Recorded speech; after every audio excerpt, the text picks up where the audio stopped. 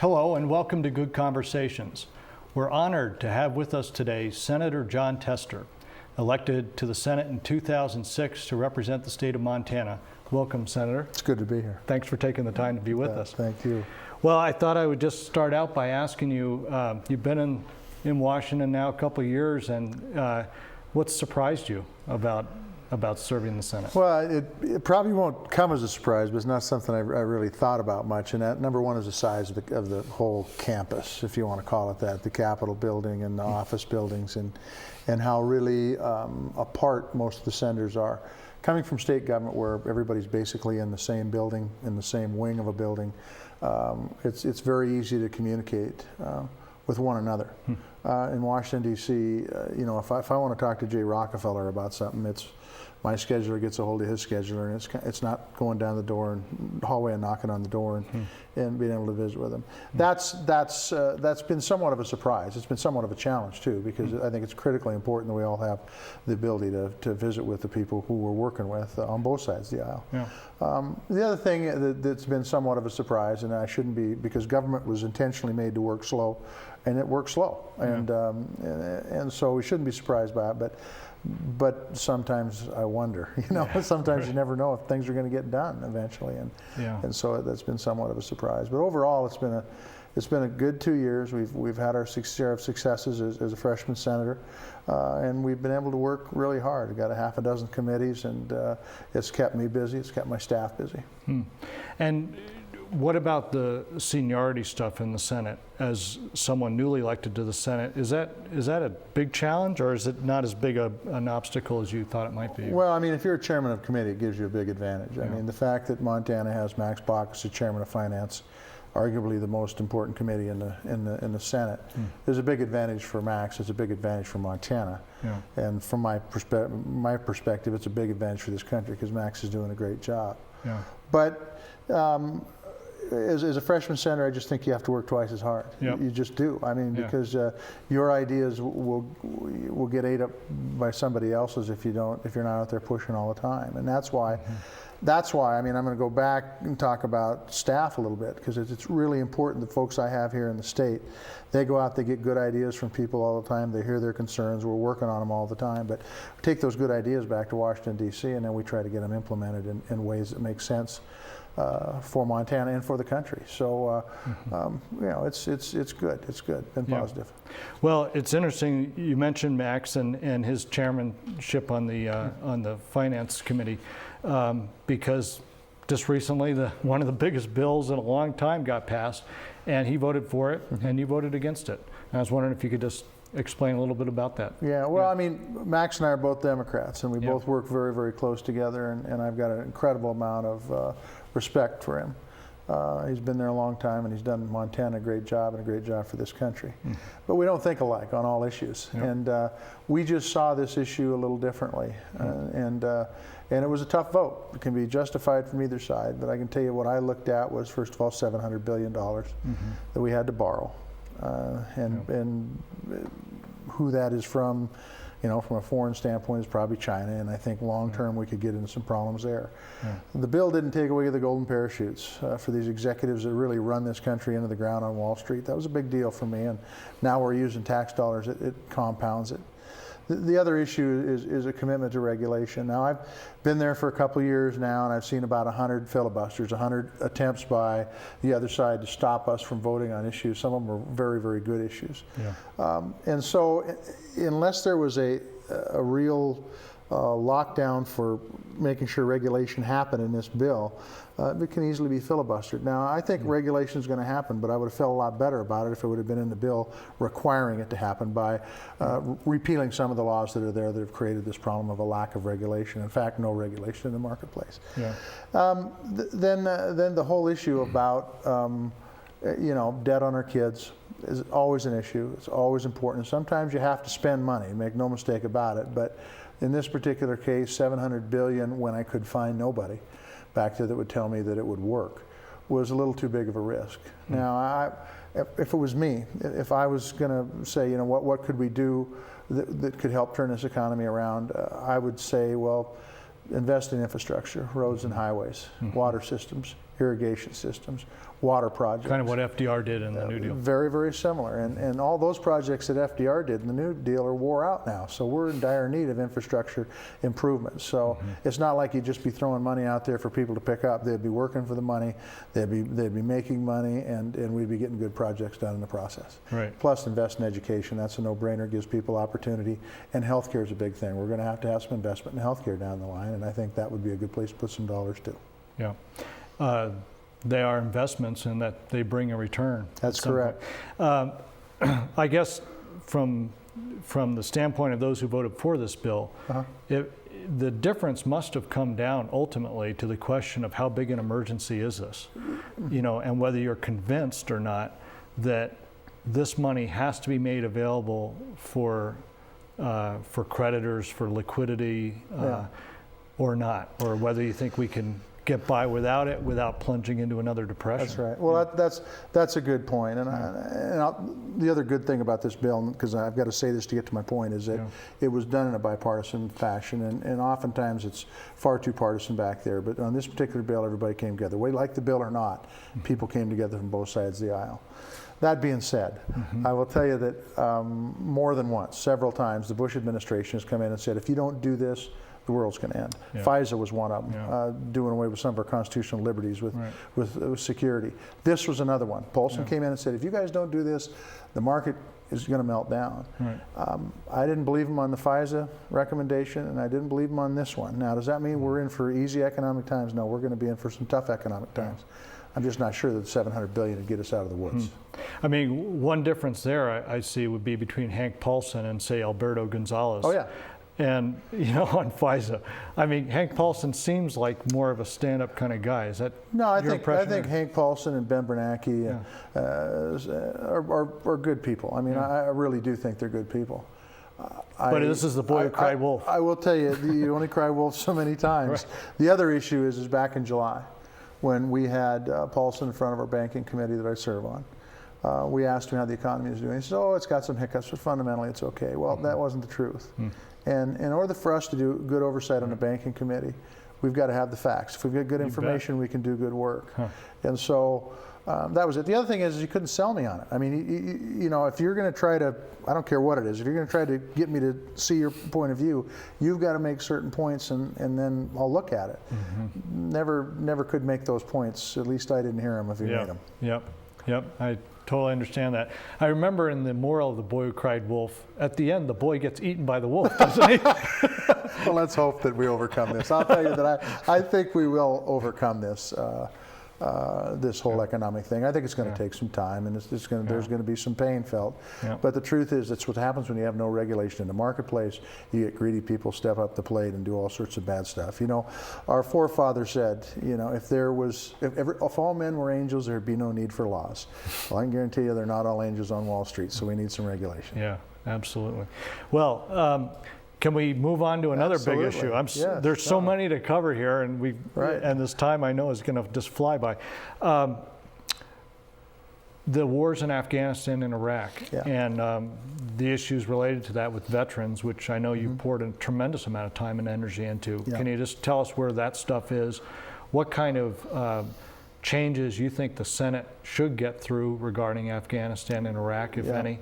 And vets attached to that? Well, I can just tell you that I think Obama's on the right track. I think that he's got a good plan for Iraq and Afghanistan. He understands that bin Laden isn't in Iraq. He understands that Iraq has kind of taken us away from what we originally went to the Middle East for, and that was to catch Osama bin Laden, the guy who bombed the towers.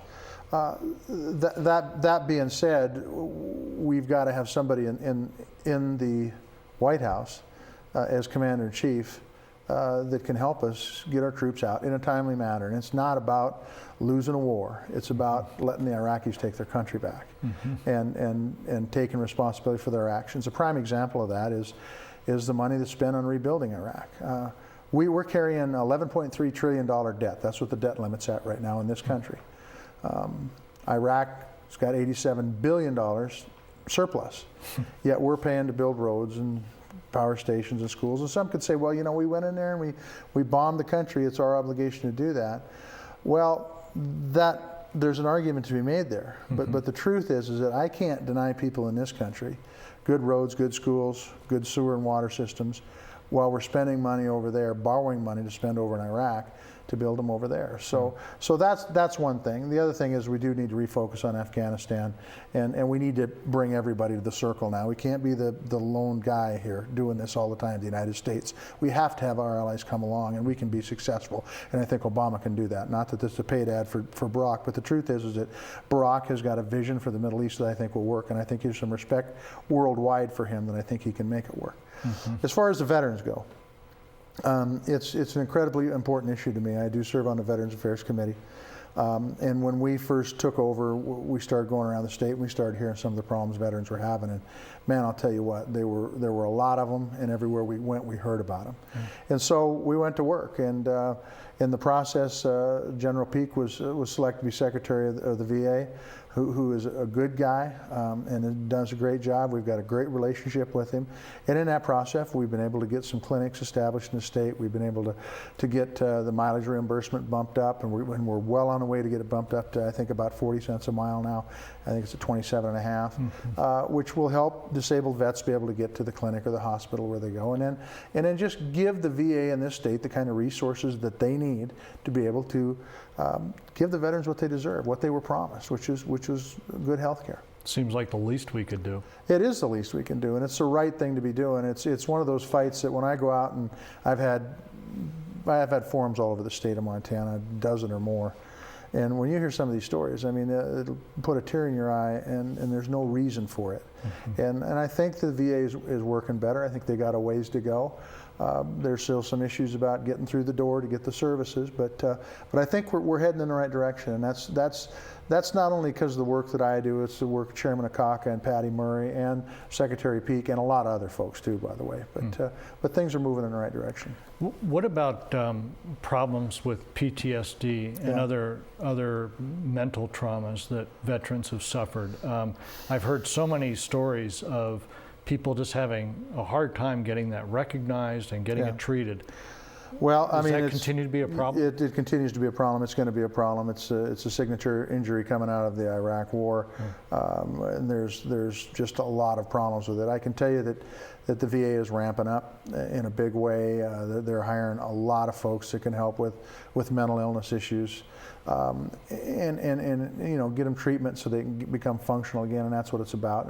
And these are injuries you can't see, so the veteran has to be somewhat cooperative, and the military and the transfer from active military to civilian life has to work too. So that's a big issue. But another issue that kind of compounds that in the state of Montana is our rural/frontier nature of this state, and you got folks that are living in the hinterlands that need help, that there may not be any psychologists around to help them out. So it really is, it's important that we take this case to the VA every day, and I think they're listening.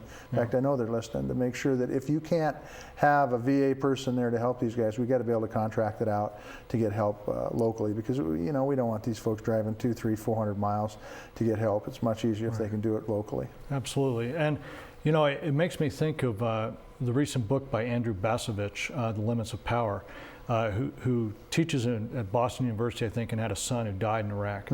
And he talks, he's deeply wounded by the loss of his son, but a very intelligent man. And he speaks about the way that not having a draft in this country in a time of war ends up having our country make basically no sacrifice itself, you know, as a whole during the time of war, but these generally lower income folks that end up going into the military, in some cases because of in all cases because of a sense of honor, but in some cases also because of just lack of opportunity in other areas. Is that fair? Well, no, it isn't, and I can tell you that rural America puts more people into the service than urban areas do. As I've read those facts. Native Americans tend to serve at higher rates in other areas of the country. So that's part of it too, and that's why, I mean, whether it's because of they're economically disadvantaged or whether they're just patriotic and think it's the right thing to do to serve our country and feel that need for service and obligation for service, the fact is, in the end, when they get home, we need to take care of them, and we need to leave up our responsibilities. Yeah. There's one other thing, other than the fact that rural America, Native Americans, all tend to push more people towards service, and that is that every dollar we spent in Iraq, over $10-12 billion a month, is all borrowed money. Yep. So we didn't sacrifice there either. Yeah. Our kids did, and our grandkids did. Right. I heard, I remember one of the founders' principles of Jefferson and Washington and Adams was that if you ever have a war, you've got to increase taxes so it's paid off within 20 years. And this was the first major war in our history in which there was a tax cut at the same time. Yeah, I mean, it doesn't make any sense. Anybody that's good at accounting can tell you that the books won't balance on this deal at all. Yeah. And it's kind of where we're at right now. But people. This hope we've learned from this war. We'll find out, but we really took our eye off the ball when we moved out of Afghanistan, went to Iraq, and we need to be much more strategic if we put additional forces into Afghanistan to really know what we're doing when we get there and have a plan so we can get out. We went into Iraq with no plans, under false pretenses, weapons of mass destruction, and we end up not having a plan to be able to get out, and now the Iraqis are even saying we'd like to see a leave. So I think time has long passed since we need to get out of the country, but we need to do it in an orderly fashion, make no mistake about it, to try to keep the disruption to a minimum. Well, thank you. We're going to take a quick break here. I'm going to ask our viewers to not go anywhere. We'll be back in 1 minute.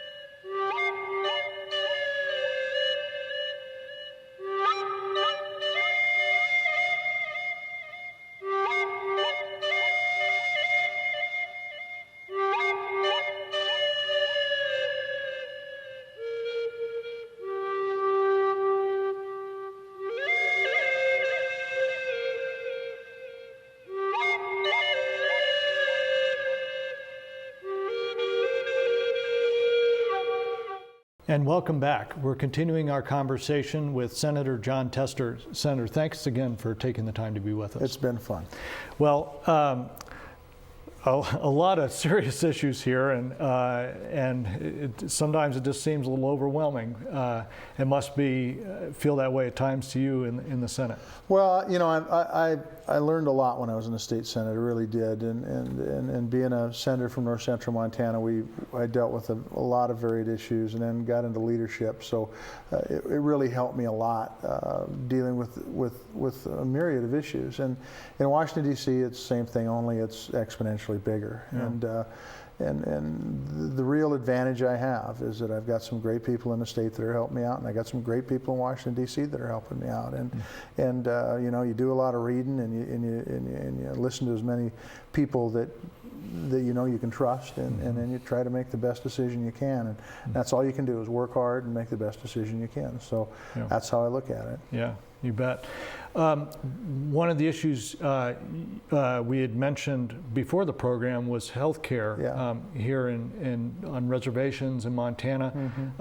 You've pursued some things around that as well, haven't you? Yeah, we have. I'm on the Indian Affairs Committee also. I've got a half a dozen committees, as I said earlier, so we cover the gamut. But on the Indian Affairs Committee, for the first time in a long, long time, we passed the Indian Healthcare Improvement Act.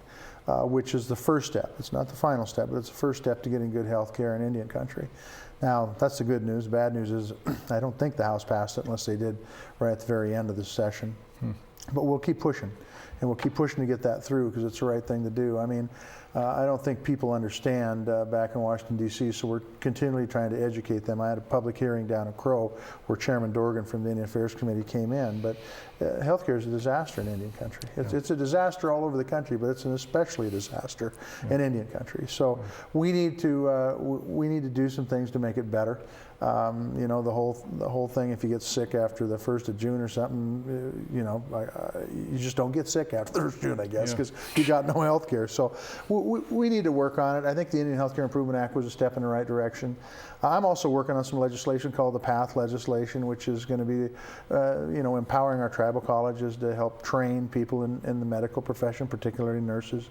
And if we can do that, we can bring some of those medical professionals back to where they came from, which would be Indian country to begin with, and provide some good health care to the populations around, and plus great good paying jobs, you know, in Indian country. So it's an ongoing effort, but I can tell you the folks, if you can get them to look at the pictures, and if you can get them to come to the state, they get it pretty fast. And Byron Dorgan has done a great job as chairman of the Indian Affairs Committee, and continues to be a great advocate for the right policies to help Native Americans, you know, advance themselves and become more self-sufficient.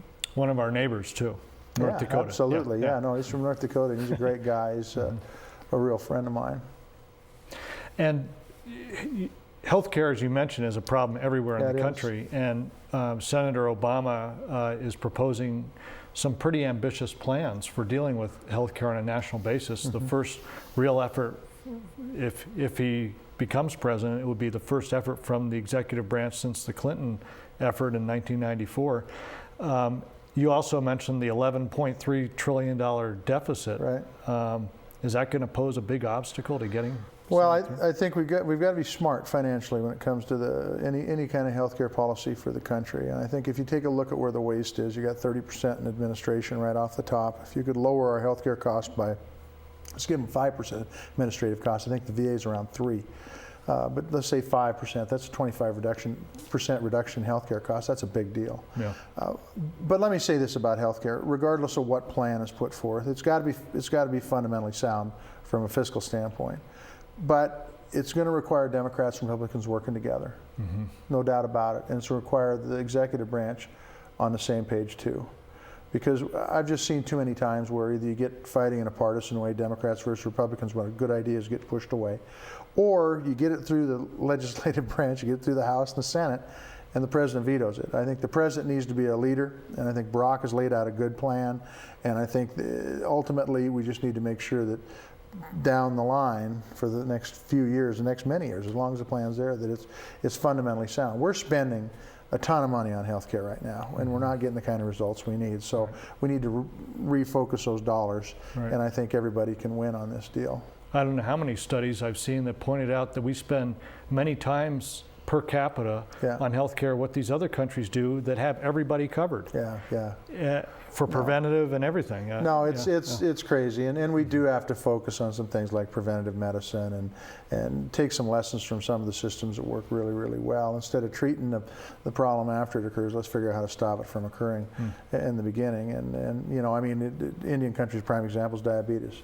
Let's work on doing some real serious education on healthy eating, and let's get the people to get the resources to be able to eat healthy too. I mean, truth is that, you know, you can buy junk food cheap. Real food costs a little bit of money, but it's worth it in the long term. It saves you money in the long run.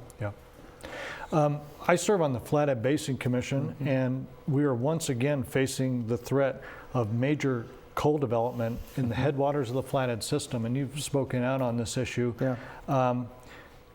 Obviously, the solution is ultimately going to be in Canada. It's their resource, it's their territory, and that's where the mines are proposed. But what solution do you see emerging in Canada, and what can you in the Senate or we here in Montana do to help push that along? Well, first of all, the work that the Commission is doing has absolutely been incredibly important. And I think what we need to do, I mean, it's about being a good neighbor. And there's some places where energy should be developed, and there's some places that energy doesn't need to be developed. An example, eastern Montana, we've got an oil field called the Bakken Field, eastern Montana, North Dakota.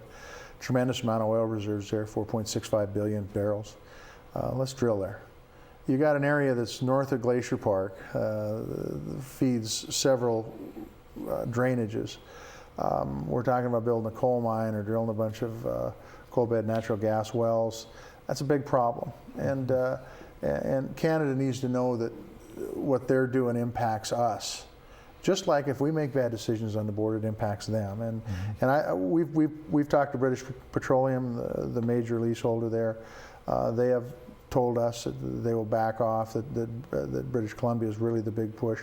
We need to work with them. And Max and I we continue the dialogue with them. It's kind of simmered down a little bit, but it's going to rear its head all the time until we get an amiable solution for it. But I ultimately go back to